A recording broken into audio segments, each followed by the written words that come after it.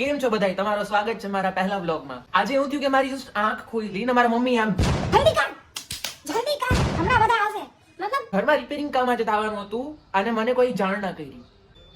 આ શું છે?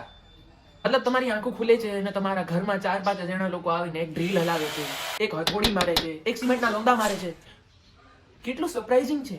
અને ઘરની હાલત હું તમને અત્યારે બતાવીશ ને તમે જોજો યાર. આ મારો રૂમ છે.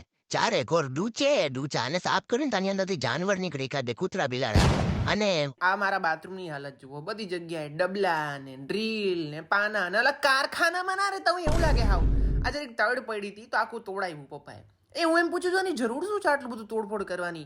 અને આની અંદર કોઈ બ્લેક મની નથી છુપાડવી, ઓકે? કાલા ધન નહીં છુપાતે હે. કાલે વારે તમે ગાડી લઈને ઉભા રહી જાઓ મારા ઘર પાસે. અને આ મારો ભાઈ નફટ લેસન કરવાના બહાને જો ફોન રમે છે અને આપણે એમ કે લેસન કરીએ છીએ. હા, અમને બધું સમજાય છે હો ભાઈ.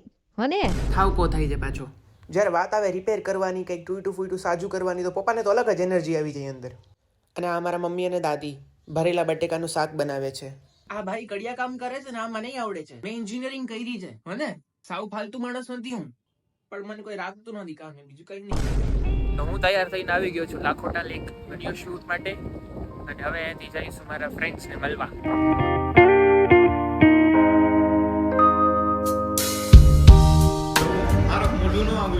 આવશે તો ગારું ખાલી હેલો કહી દો. હેલો હેલો કહી और उसके बाद में घर आ गया हो.